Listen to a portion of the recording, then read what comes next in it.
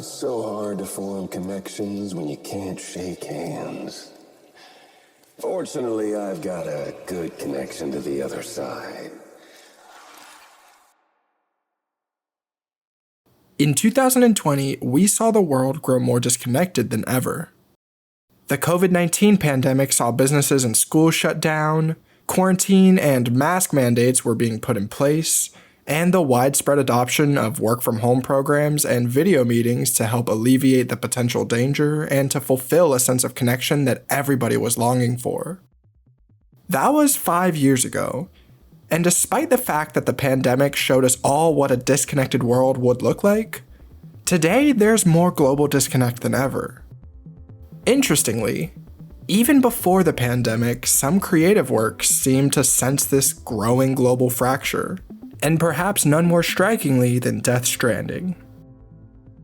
In the past 6 years, I've never seen a game as divisive as Death Stranding. While it's pretty widely agreed upon that the game itself operates really smoothly and is most certainly playable, unlike other controversial games to come out within the same time period, you ask two people their opinions on Death Stranding, and they will likely give you two drastically different answers.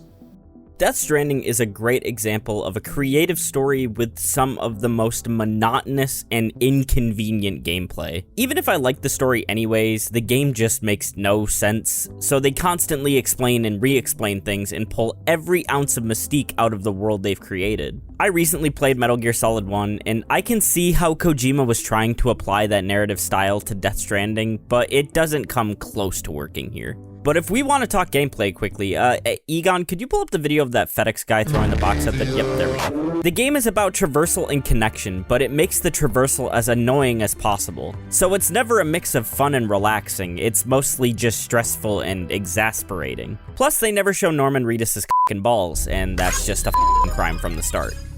I think what stands out to me the most about Death Stranding is the way they were able to make such mundane tasks fun. Throughout the game, I spent my time carrying around boxes, painstakingly stomping through snow, taking showers, and rocking a baby to sleep. By the literal definition of the word, nothing I just described should be fun. And yet somehow, every time I sat down to play, I had a blast. The ability to make these core gameplay elements feel fun while still embracing their inherent monotony is so impressive to me. It's truly unlike anything I've ever played before, a phrase I found myself saying often throughout my playthrough. With its unique gameplay, thought-provoking story, stunning visuals, and beautiful soundtrack, Death Stranding quickly became one of my favorite gaming experiences I've ever had. This isn't the first time Hideo Kojima has released a game that split audiences. His previous title, Metal Gear Solid 5: The Phantom Pain, is often remembered as one of the most divisive conclusions in gaming, praised for its mechanics but criticized for its seemingly unfinished story. Whether it was the result of a time crunch, a fractured development cycle, or creative tensions with Konami, Kojima's work has never been immune to controversy. But when people talk about Death Stranding, they rarely stop to ask a more important question. Not, is it fun, or is it weird, but what was this game trying to say? And maybe even more crucially, is it even right to compare this game to Kojima's previous work? Death Stranding wasn't just another project, it was a fresh start. His first non-Konami related title since, well, ever. A rare example of a director being given the time, freedom, and resources to build something entirely uncompromised, entirely his. What emerged wasn't a stealth action blockbuster that we were used to from this team. It was a slow, meditative journey about reconnection in a fractured world.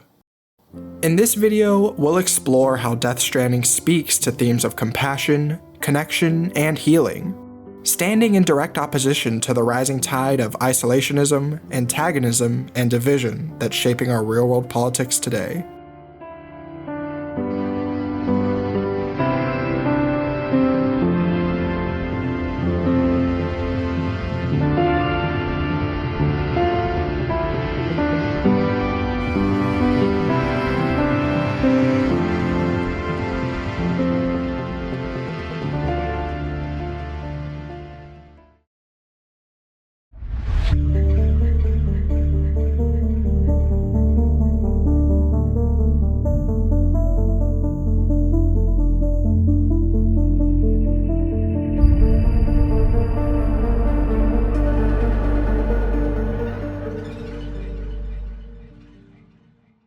Hideo Kojima has never been a creator who hides what he wants to say. His games have always blurred the line between gameplay and message, between story and metaphor. And with Death Stranding, he crafted what might be his most personal, most reflective, and arguably most political work to date. After splitting from Konami, Kojima was given something almost no game director gets: full creative freedom. No constraints, no forced deadlines, no franchise baggage. Death Stranding wasn't just a new IP. It allowed Kojima to take the bones of several other projects he had been working on over at Konami and fully get to explore what kind of product he wanted to put out, what kind of message he wanted to send to a gaming industry that was equally as shocked as he was over the fallout with Konami. Kojima poured himself into every inch of the world, and at the heart of it all is a clear, urgent question. What happens to humanity when we stop reaching out to one another? The world of Death Stranding is broken. Civilization has retreated into isolated cities and bunkers after a supernatural cataclysm, the titular Death Stranding, nearly wiped out all life within the former United States of America. You, Sam Porter Bridges, are tasked with the seemingly impossible. Reconnect what remains of the country through the Chiral Network, a futuristic communications web powered by the mysterious substance, chiralium, that allows people to share data, resources, and allow for a connection that had been lacking for quite some time ever since the Death Stranding. This mission isn't just about rebuilding physical infrastructure, it's ideological. It's a belief system. The United Cities of America, or UCA, isn't just a name, as Die Hardman so vehemently expresses. It's a hope that people can still come together in a meaningful way after everything's been lost. But that idealism is met with deep skepticism, not just by Sam, but by nearly every character you meet. And that skepticism mirrors our real world. When Death Stranding launched in 2019, the global political and social landscape was already tense. Nationalism was on the rise, trade wars and political divisions fractured alliances, and then months later, to everyone's surprise, the COVID-19 pandemic hit, and the entire world was thrown into a similar isolation. Cities locked down, families separated, entire nations turned inward, stockpiling resources and closing borders. It was almost as if a shadowy group of global elites really liked what they saw from Kojima and decided to make it a reality. But what's most striking is how the people of Death Stranding responded to that crisis. Suddenly, all in-world resources are devoted to discovering more about the Death Stranding, more about the mysterious phenomenon and how to stop it from ever happening again. Over the course of the game, we learn more about this event and the true nature behind it. The Death Stranding was one of many instances where the world of the living and a sort of limbo world known as the Beach collided. Now, beached things, also known as BTs, roam the world and cause massive void-outs, nuclear bomb-sized explosions, if they're able to consume the living. People who die can't just be buried. If their bodies aren't incinerated in time, they become BTs, their souls, or their Ka, forever being trapped in the world of the living. But the Death Stranding also provided certain individuals with special abilities. Sam, in particular, is afflicted with dooms, a condition where he has a heightened connection to the beach and can even sense out BTs in the world of the living. Alongside that is Sam's repatriation. If it hasn't been clear yet, this game takes heavy inspiration from the after-death beliefs of the ancient Egyptians. As a repatriate, Sam has the ability to return his soul to his body within an area called the Seam. This is even before his Ka has an ability to reach the beach. We see this extremely early on in the game, where the corpse disposal unit fails to reach the incinerator on time. While an entire city turns to nothingness in a split second, only Sam is left standing, his repatriation being the only reason he's still standing. But Sam's journey isn't just about rebuilding a nation or navigating the supernatural fallout. There's a more immediate, personal reason he agrees to set out in the first place. His adoptive sister Amelie has been captured, supposedly held hostage by a separatist group of terrorists led by a mysterious man who goes by Higgs. Amelie represents hope for the country, both politically and symbolically. She's meant to take over as the new president of the UCA, continuing Bridget Strand's mission to reunite America.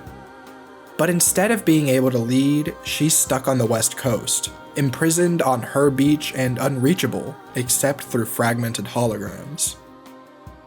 While Sam spends the game trying to reconnect a nation, real-world leaders, in particular the US administration, have pushed hard for disconnection, severing diplomatic ties, raising tariffs, retreating from global cooperation. What Kojima envisioned as a cautionary tale is, in many ways, becoming a political reality. This isn't just about roads and packages. Death Stranding is a story about resisting the urge to go it alone, and instead, embracing the fragile, difficult, but essential act of reaching out.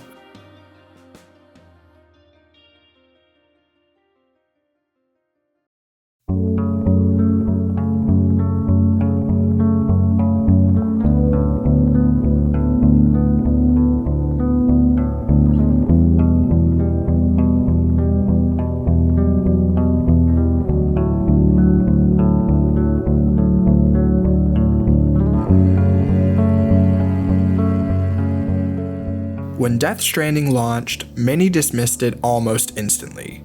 It's just a delivery game. You just walk from place to place. A glorified UPS simulator. The label, walking simulator, stuck, and it wasn't meant as a compliment. At launch, Death Stranding was a difficult game to try and review. It clearly had a lot of love put into the cinematography, the world interaction, and performance behind these characters, but many players just weren't clicking with the gameplay. Too slow, too boring, too weird, not enough action. Why am I just carrying packages over mountains for 40 hours? What those early takes missed is that Death Stranding isn't about the task itself, it's about the intention behind the task. It's a meditation on effort, patience, and perseverance. And Kojima wasn't just asking you to play a game. He was asking you to feel what it's like to put in work for others without immediate reward. To care about people who you'll never meet. It wasn't a bug in the design. It was the design. It seems 6 years later, people are now more willing to reframe the way that they had looked at Death Stranding as a unique blend between impactful game and blockbuster film. The game plays like a slow, winding conversation, one that isn't always exciting, but becomes profound the longer you sit with it. That combination of cinematic ambition and unconventional gameplay structure confused people at the time. It didn't slot neatly into a genre, and it certainly didn't offer instant gratification. But maybe that's the point. Connection is rarely convenient. When the game was released in 2019, we weren't ready to listen to what the game was actually trying to say.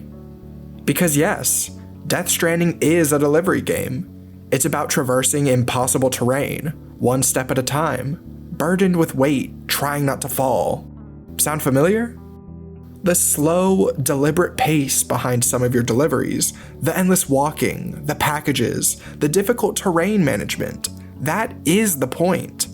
It's what forces you to feel the weight of isolation in the world of Death Stranding, to value every connection you make, to feel a sense of relief whenever you actually make it to one of the many desolate way stations spread out throughout the map, and eventually, to realize you're not walking alone.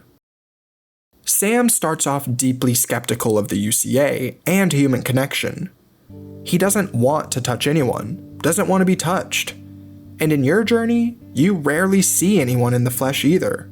Most characters are just holograms. The world is quiet, intentionally so. Based on the barren and vast landscapes of the Icelandic coast, there could not have been a better location to serve as inspiration than one filled with stories of human determination in the face of an inhabitable landmass. It's no accident that the game is largely devoid of music, unless you hit a specific story beat or arrive at a key location. Kojima wants you to sit with the silence, to feel the loneliness. So when the score does kick in, often tracks by Low Roar, who has admittedly become one of my favorite bands of all time after playing Death Stranding, it feels like a spiritual moment, a reward not for progress, but for enduring the journey, for still being there. One of my strongest memories playing Death Stranding is as you're on your way to the Timefall farm from the weather station. You have a slew of difficult orders back to back to back by this point, with rocky terrain and BTs getting in your way heading up to the weather station. So I set out from the weather station over to the Timefall farm, which is very far away. But as I was going down this hill, the song I'm Leaving by Low Roar started playing. And let me tell you, this is just something you have to experience yourself. In a world so barren, so deliberately empty, where even the act of reaching someone feels futile, you'd think that you'd be completely alone. And for a long time, you are. But then something shifts. The game starts to subtly reveal that you're not the only one out there. Though you never come across them face to face, other players' actions shape the world you traverse. Maybe someone left a bridge over a river, a sign warning of BTs, a charging station on a remote hill, even a huge colony of mushrooms originating from their pee. Their kindness, silent but impactful, changes your journey and inspires you to do the same for future players who will walk your path. This display of unconditional kindness and selflessness inspired me to contribute to plenty of highways, bridges, and other large-scale construction projects to help make the desolate and lonely world of Death Stranding just a little bit more welcoming. And it's this quiet cooperation that makes Death Stranding feel so profound. It's a vision of what people can be like when the world falls apart. Generous, compassionate, determined to rebuild even when things feel hopeless. But while the world of Death Stranding imagines a fractured society slowly learning to reconnect, our own reality feels like it's heading in the opposite direction.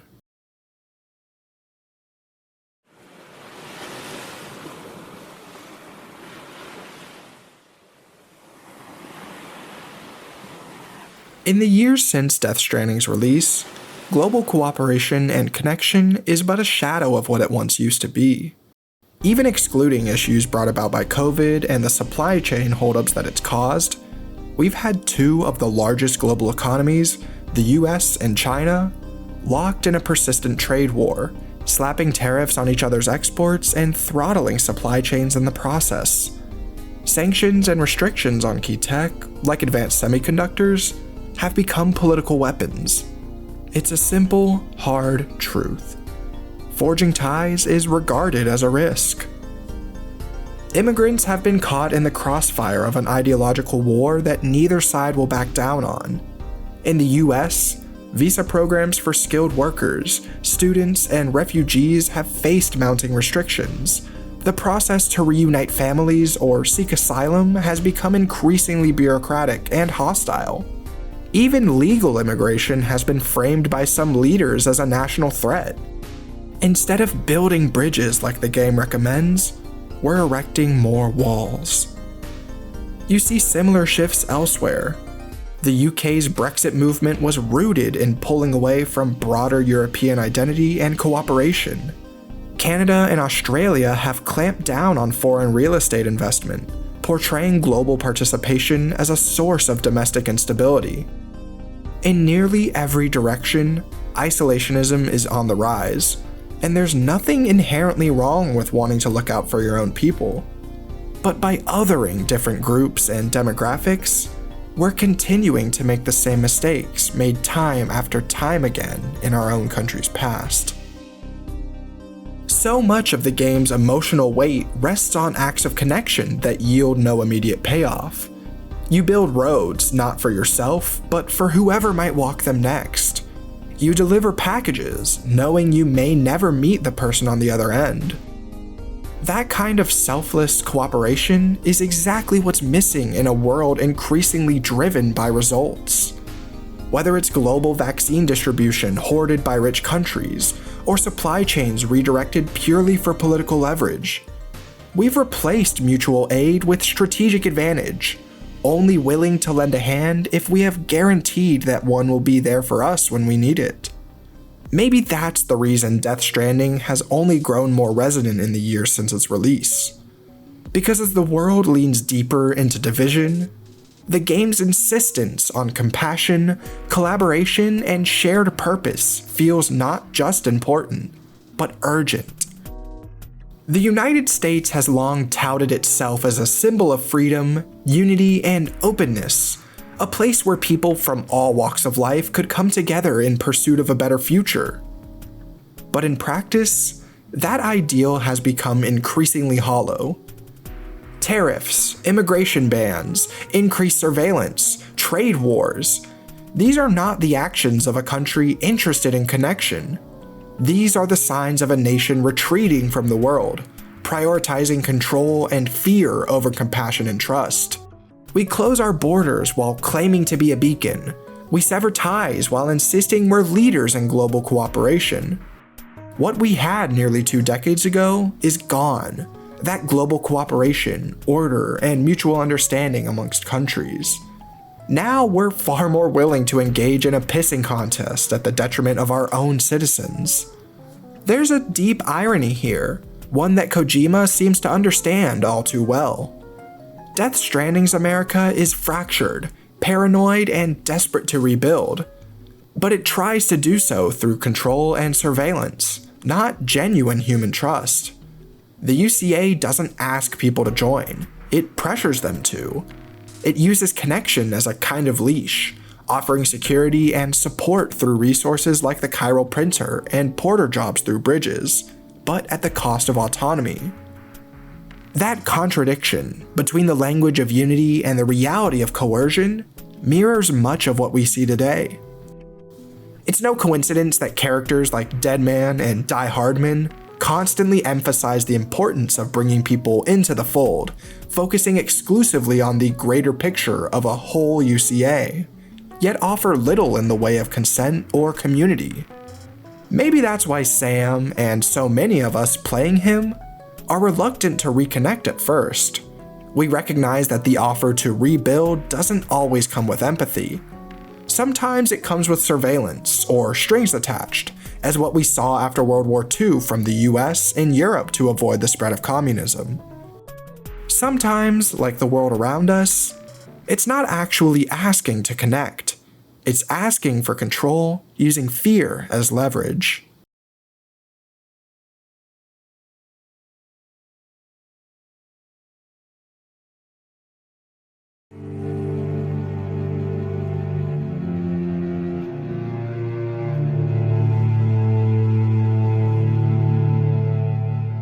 One of the most interesting aspects of Death Stranding to explore is the dichotomy behind the game's goal of reconnection and collaboration, with the initial hesitancy that the game's main character, Sam Porter Bridges, feels towards the idea of a unified front in the UCA. Sam, portrayed by The Walking Dead star Norman Reedus, is a deeply isolated individual. As an independent porter at the beginning of the game, he can't afford to just sit around socializing with people. The world needs him and his deliveries, and he knows that, never going above and beyond, simply delivering whatever needs to be delivered. And there's nothing wrong with that. He doesn't want to connect with people. He's emotionally and physically distant, repelled by the very idea of forming bonds. This mirrors many of us in real life when faced with trauma, fear, or distrust in others. Sam's reluctance is a direct response to the world around him. The country is fragmented, people are distant, and personal connections feel dangerous or unnecessary. It's as if he's internalized society's brokenness. One of the key aspects of Sam's character is his fear of touch, aphenphosmphobia, caused by an overexposure to chiralium. It's symbolic of his inability to connect, both physically and emotionally, with other people. His reluctance is not just an inconvenience, it's a reflection of real-world fears that people may have about intimacy, vulnerability, or letting someone in, especially in times of crisis or uncertainty. This fear isn't just a character quirk, it's a defense mechanism rooted in deep emotional trauma. His aphamphasmphobia is tied so heavily to his late wife Lucy, who, as a behavioral therapist, was instructed to help Sam tackle his phobia. Sam tried to explain his condition, his dooms and repatriation abilities, and their connection to this mysterious beach, but Lucy couldn't fully grasp it. She thought his beliefs were rooted in childhood trauma and a lack of affection from his adoptive mother, while also suggesting that his work with the UCA might be his way of coping with deep loneliness.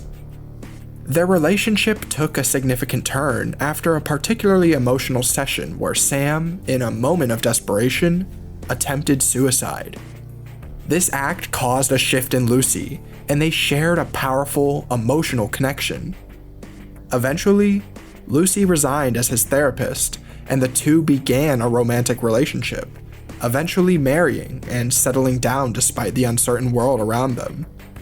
However, their happiness was short-lived. While pregnant with their daughter, Lucy began experiencing terrifying dooms-related nightmares thanks to Sam's affliction. After learning the truth about the beach and the nature of Sam's condition, she was unable to cope with the revelation and tragically took her own life.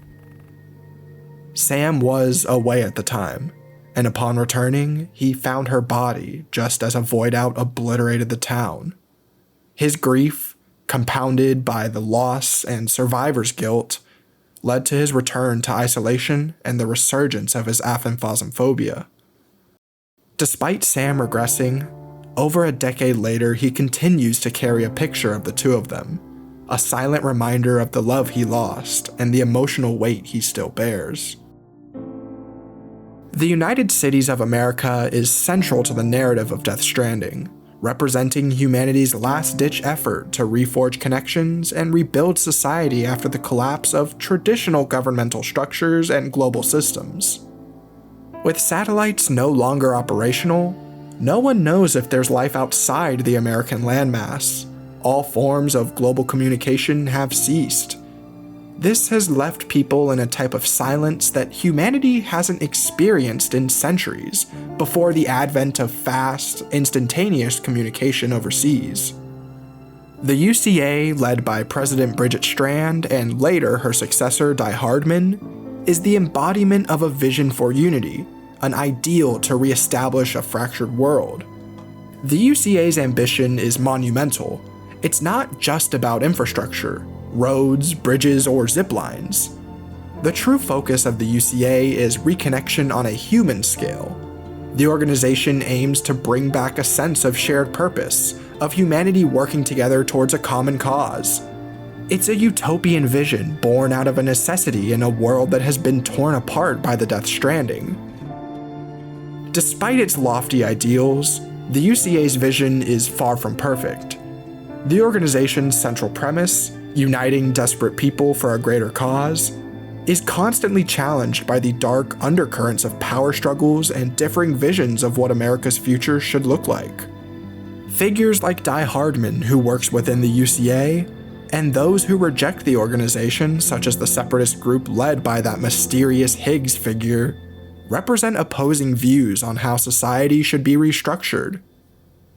While the UCA advocates for cooperation and collective progress, these factions believe that autonomy, free from control of the UCA, is the way forward. One of the biggest critiques of the UCA comes from the way it attempts to centralize power into a single system, creating a new kind of dependency. Sam's resistance to joining the UCA at the beginning of the game reflects a larger skepticism about centralized authority. He's been hurt before, through personal loss and betrayal, and his initial rejection of the UCA's vision speaks to a fear not only of being tethered to something that might let him down again, but just like with his wife, the fear that he will be the only one left standing again.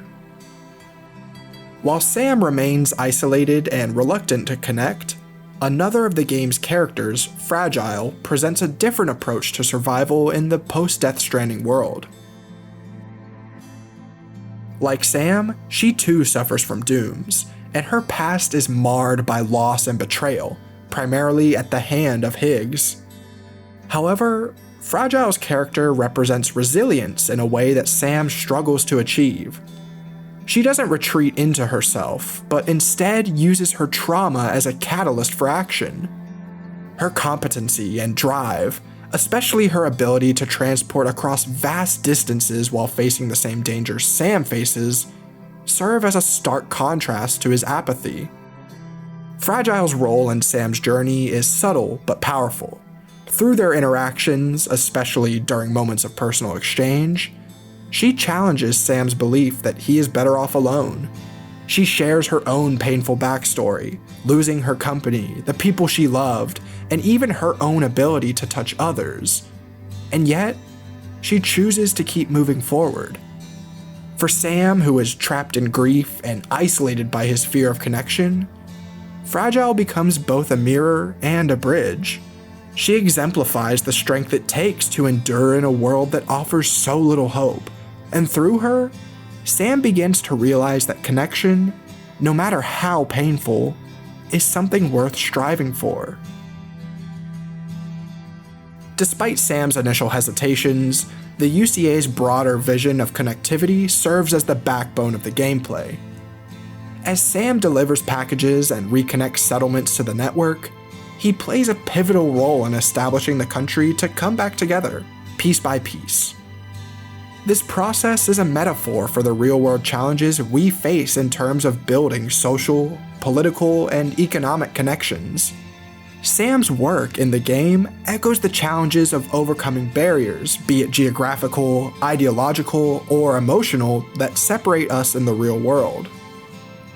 The UCA, while ambitious in its reach, ultimately represents the struggle to heal a world that feels fragmented and disconnected.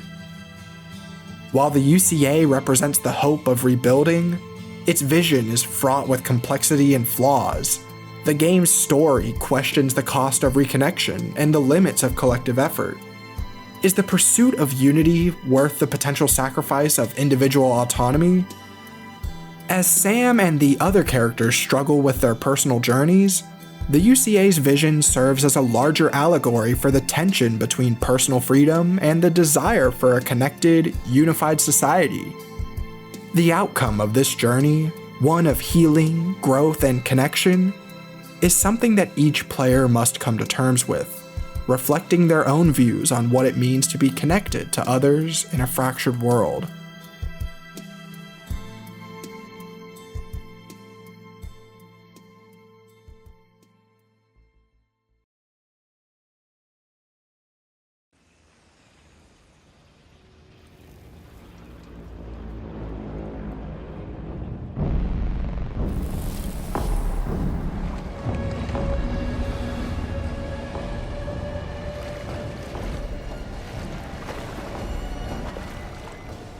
The final chapters of Death Stranding explore deep themes of connection, trauma, and the price of healing. At the heart of these themes is the Bridge Baby program, which is both a tool for survival and a moral quandary. Bridge babies, or BBs, are infants born from stillbirth mothers. Thanks to the unique situation behind their birth, they have an enhanced connection to the other side, and are often used to help detect the presence of BTs in the real world.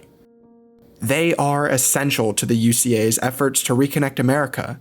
Nearly every person, porter, mule, or terrorist uses a BB to help avoid BTs. However, the BB program serves as a deeply controversial and tragic symbol of the lengths that humanity will go to in order to survive and contextualize a fractured world, revealing that the program's true purpose was never just about rebuilding connections and providing protection outside of major cities, but rather about distorting the boundaries between life and death. There you are.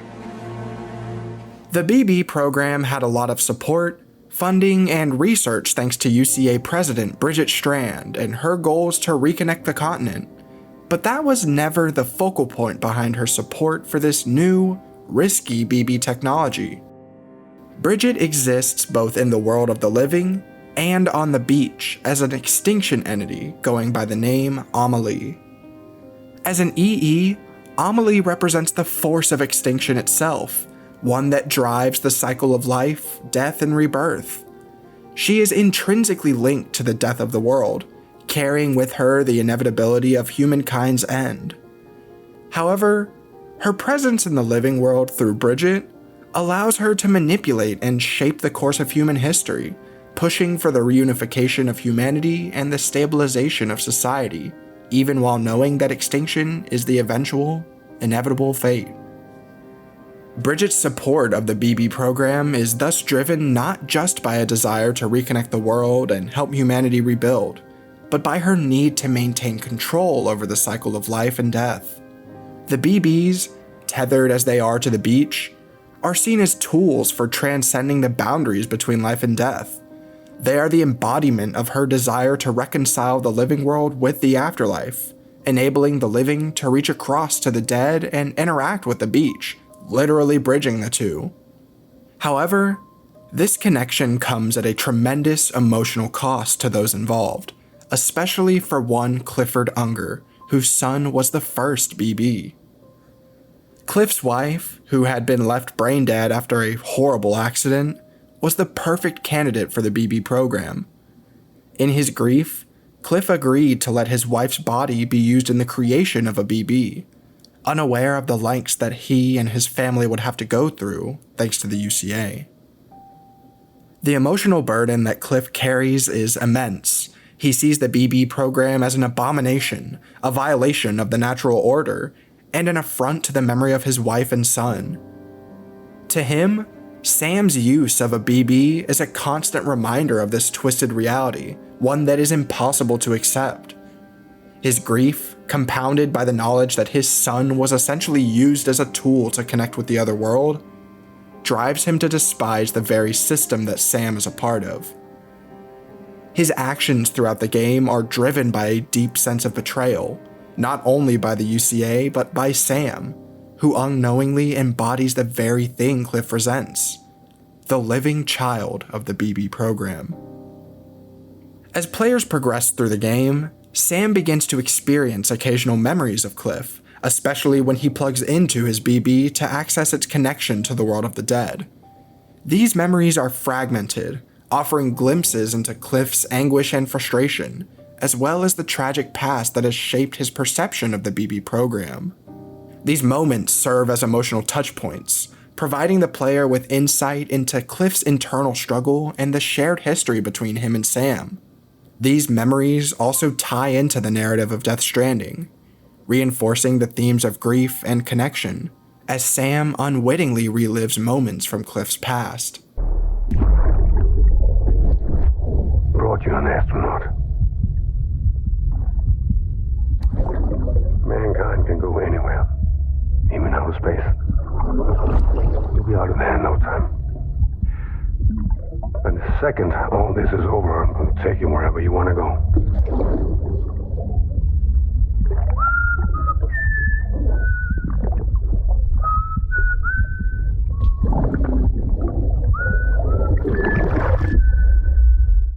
One of the most striking gameplay elements is when Sam is transported back in time, experiencing vivid flashbacks where he faces off against Cliff and his ghost soldiers.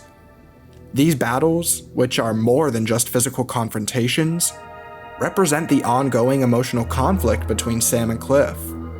During these fights, you see the relentless efforts of a father in grief, a man whose resentment would not allow him to pass over beyond the beach, but remain trapped within it.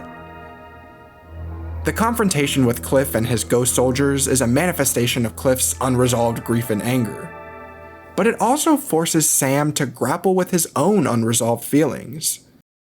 As the game progresses, Sam begins to realize that his relationship with his BB is not just about survival, but about the possibility of emotional renewal and connection. His bond with the BB, though born from the ashes of loss, is a lifeline that pulls him back from the isolation that he has long clung to. For Sam, BB-28 begins as just another burden, an uncomfortable necessity he's forced to carry. He treats it like a piece of equipment, something impersonal that helps him survive but doesn't warrant any emotional investment. But as the journey unfolds, that distance begins to close. The BB, who he later names Lou, becomes more than just a survival tool. She becomes a source of companionship in an otherwise isolating world. Sam starts talking to her during deliveries, cracking jokes, asking questions she can't answer, and reacting warmly to the likes that she gives him for pulling off a good run or narrowly avoiding danger.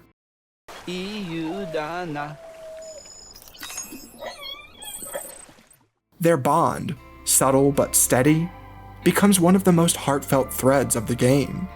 This emotional connection is put to the test when Lou is sent in for maintenance. She's become too attached to Sam, and that attachment is said to interfere with her function, specifically her ability to detect BTs. As Deadman explains, a BB that grows too close to its handler can't do its job properly and usually has to be decommissioned. In this case, Lou's memories are scheduled to be wiped in an attempt to preserve her operational value. Sam hesitates, asking if she'll remember him afterward, already knowing that the answer is probably no. The segment that follows, where Sam must continue his journey without Lou, is one of the most emotionally charged stretches of the game. Navigating the snow-covered mountains alone, facing a relentless onslaught of BTs, the absence of Lou is felt deeply. It isn't just about losing a functional tool, it's about losing a presence that had quietly become vital to Sam's emotional stability. Even Deadman, who once insisted that BBs are not truly alive, begins to soften, showing concern and even affection for Lou. It becomes clear that whatever the BB program intended, these tools are capable of forming bonds that go beyond protocol, and in doing so, they reveal something fundamentally human in both themselves and the people who carry them. By the time the game comes to a close, it's clear that the BB program, like so many of the systems in Death Stranding, was never just about survival. It was about people reaching for connection in a world that had lost its ability to hold itself together. Sam's bond with Lou, forged in silence and struggle, becomes something genuine and irreplaceable. Cliff's pain, as complicated and devastating as it is, starts to make sense once you realize what was taken from him. These aren't just characters going through the motions of a plot. They're reflections of what it means to love, to lose, and to still move forward.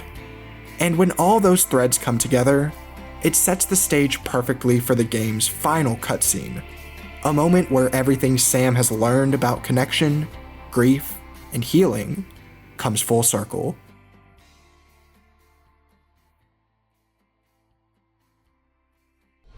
You told me your name was Sam Porter.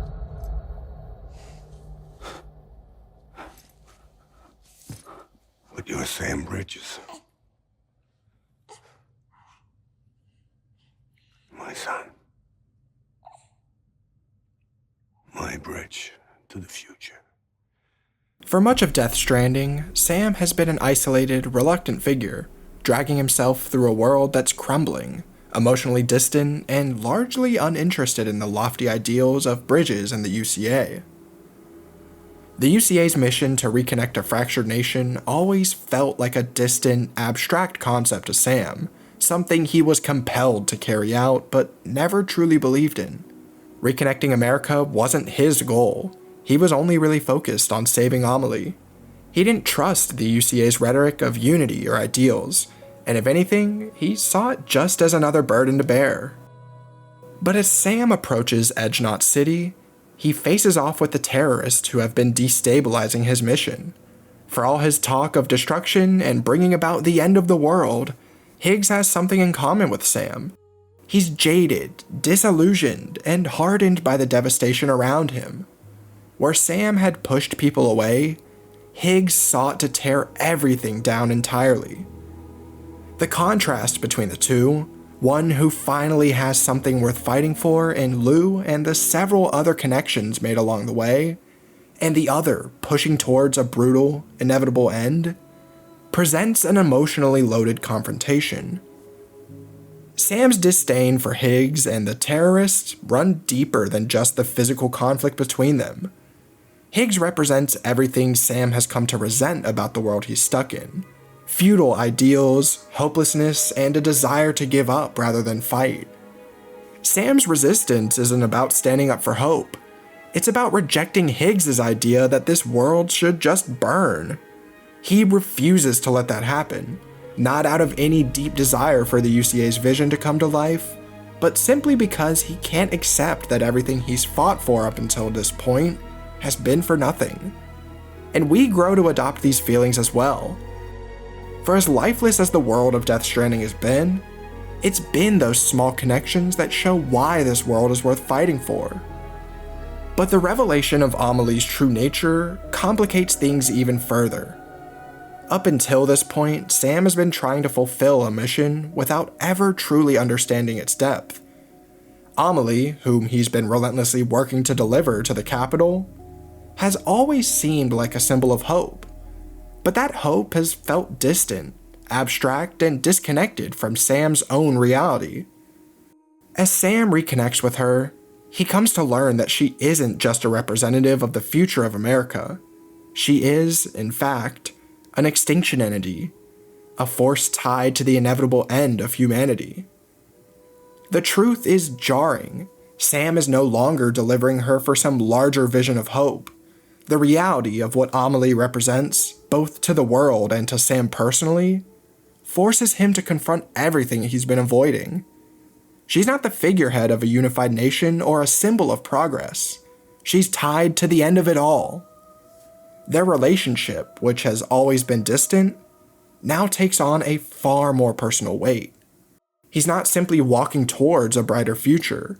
He's faced with the reality that she, and the forces beyond her control, will bring about the end of the world as he knows it. As Sam grapples with this revelation, the ideological core of his mission unravels. Reconnecting the world? The idea of rebuilding America or preserving the future feels hollow in the face of what's been revealed. The UCA's hope was never truly Sam's. He's never believed in the notion of bringing humanity together. And yet, despite his reluctance, he is now faced with the uncomfortable truth that his journey has been inextricably linked to the cycle of death and life. The question of whether Sam can choose a future, even knowing the end is inevitable, is at the heart of the final chapters of his journey. Even as Amelie reveals herself as an extinction entity, something beyond human comprehension, bound to the death of civilizations, one of many EEs to exist throughout the history of the world, despite her role in the cycle, she doesn't want to bring about the end. She, like Sam, has grown weary of inevitability. It's here that their relationship takes on a new meaning, not one of hero delivering damsel, or even porter fulfilling duty, but of two people, both trapped by their roles in a dying world, reaching for a different possibility. Amelie offers Sam a choice, not just for himself, but for the world. And this choice, this refusal to accept extinction as fate, is what defines the final hours of Death Stranding. Rather than speeding up the end of things, Sam convinces Amelie to hold off, to resist the role she believes she was born to fulfill. He doesn't deny the truth. The end will come, eventually. But it doesn't have to come now. The world still has life, still has people who are trying, still has connections worth holding on to. On her private beach, the place where time stands still and extinction has always waited patiently, Sam doesn't offer grand solutions or sweeping idealism. He simply asks for time. Time to keep trying. Time to let those small connections grow into something greater. And in that moment, Amelie listens. She chooses, not because she was forced, but because she was moved. Sam's journey, one that began in solitude and detachment, ends not in the saving of the world, but the preservation of its possibility. By convincing Amelie to stay her hand, Sam reclaims something far more profound than a restored America. He reclaims agency in a world that seemed destined to collapse. It's a quiet, human victory. Not the end of extinction, but the beginning of hope. The beach doesn't disappear. The Death Stranding hasn't been undone. But Sam's decision, grounded in connection and love, ensures that the end is no longer a certainty. It's just one possible future among many. As Sam's journey winds to a close, the lingering mystery of Clifford Unger comes into full view. For most of the game, Cliff has appeared as a haunting, vengeful force, a spectral soldier crossing between worlds, pursuing his BB with desperation and fury. But now, as the threads of time, memory, and identity begin to weave together, Sam finds himself face to face with a truth far more heartbreaking than what he imagined. Cliff wasn't a monster. He was a father. His aggression wasn't mindless. It was fueled by love, by grief, by the theft of something sacred.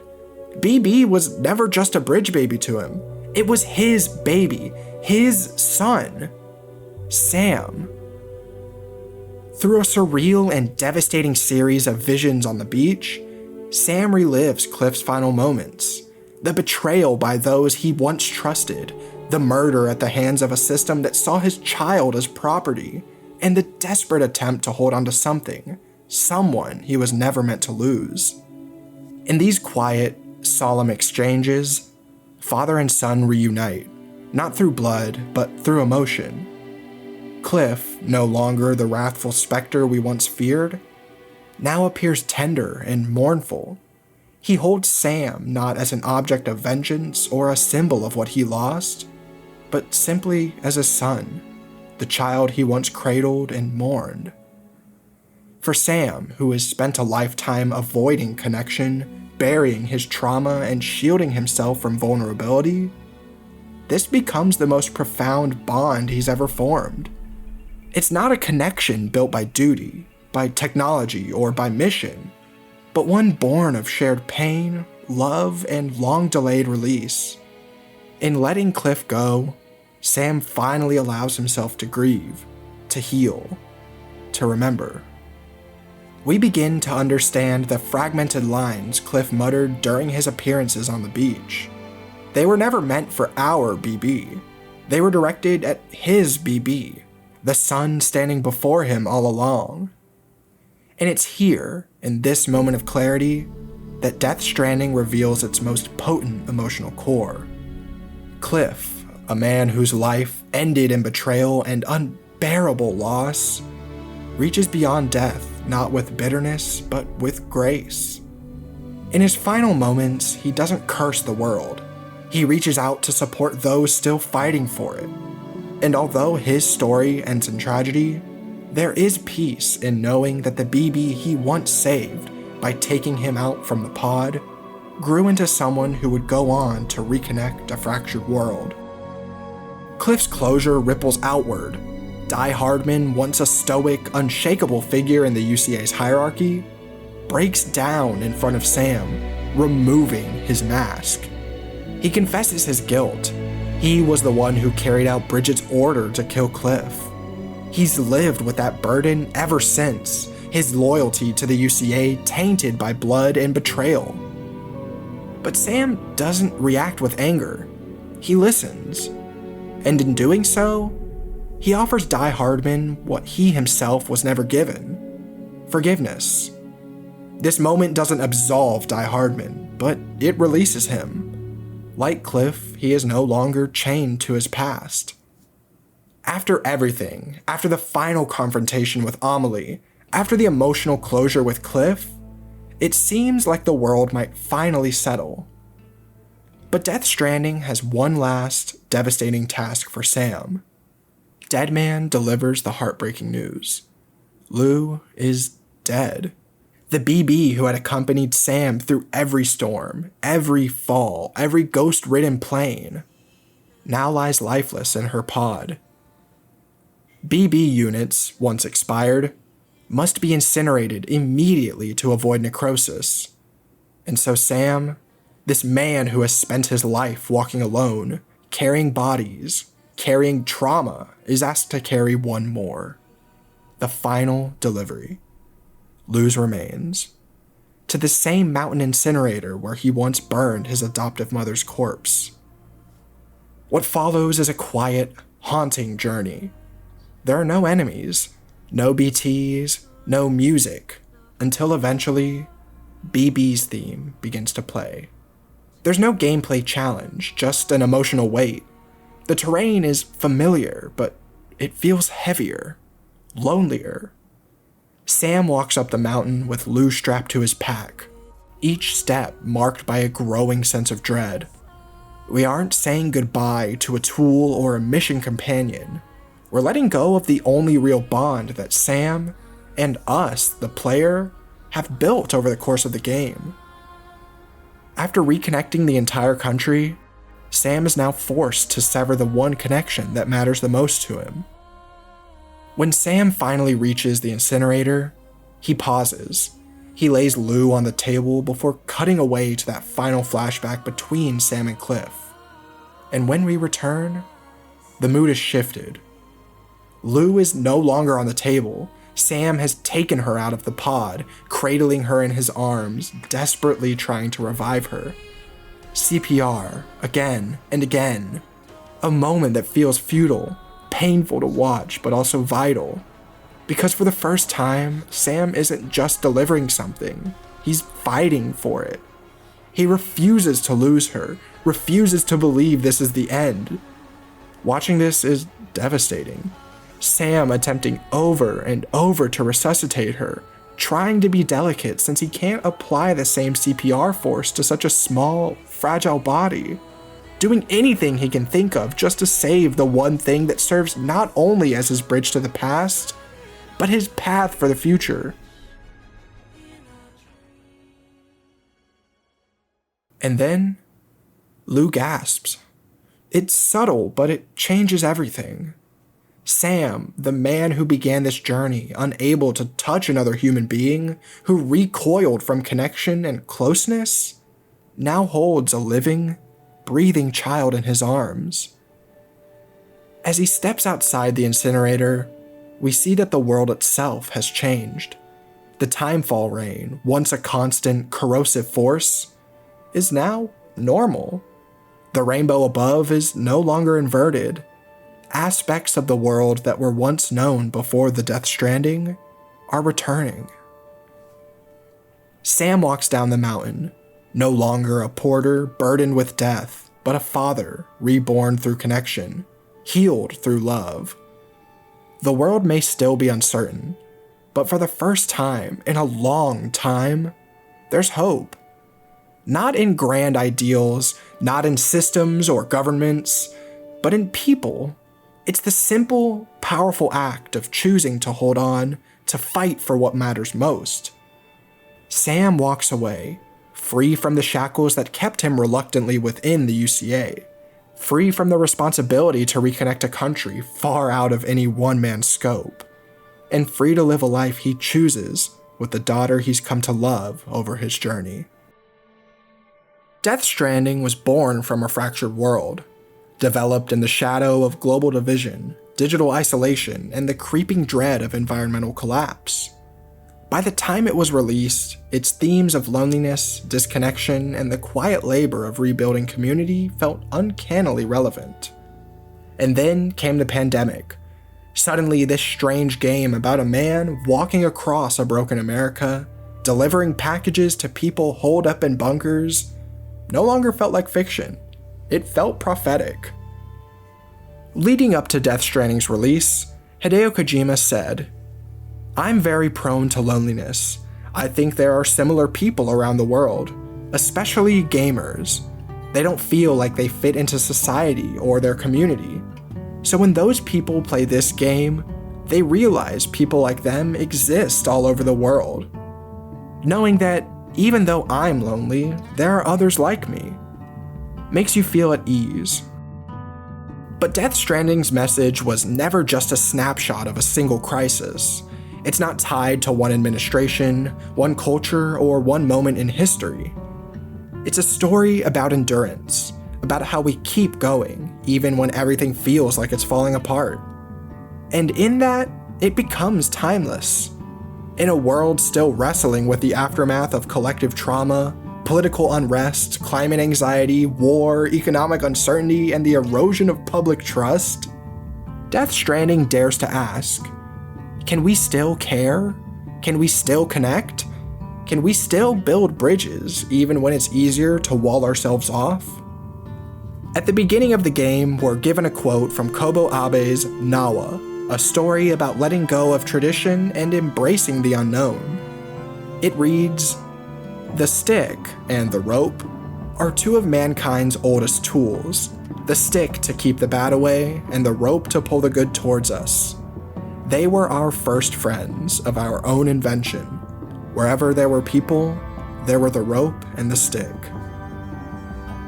It's a quiet but powerful framing device, one that appears not just in gameplay, but in spirit. In a time where sticks, fear, division, and violence are easier to reach for, Death Stranding urges us to remember the rope, to pull others close, to care even when it's hard, even when it hurts. Because what Sam learns, and what the game ultimately teaches, is that real change doesn't come from grand victories or sweeping reforms. It comes from small acts of trust. The porter who chooses to climb one more mountain, the father who breathes life back into a dying child, the man broken by grief who chooses to love again. These are the real strands, fragile, human, and vital. And truthfully, the world hasn't gotten easier since Death Stranding's release. The pandemic didn't bring unity, it deepened division. Since 2020, we've seen rising nationalism, protectionism, trade wars, and digital cold wars. Borders have hardened, cooperation has withered. Trust in institutions, in nations, even in one another, feels more fragile than ever. And as the world continues to drift apart, Death Stranding feels less like a relic of the past and more like a warning for the future. Its message isn't just about healing from catastrophe, it's about resisting the slow drift into permanent isolation. Death Stranding doesn't end in triumph. It ends in persistence, in choice, in one quiet moment where one man decides that even if the world doesn't heal tomorrow, maybe it can the day after, and that's worth holding on to. In the end, Death Stranding reminds us that while we all carry sticks, it's the ropes we choose to throw that shape the world ahead. And as the game tells us within our final mission, tomorrow is in your hands.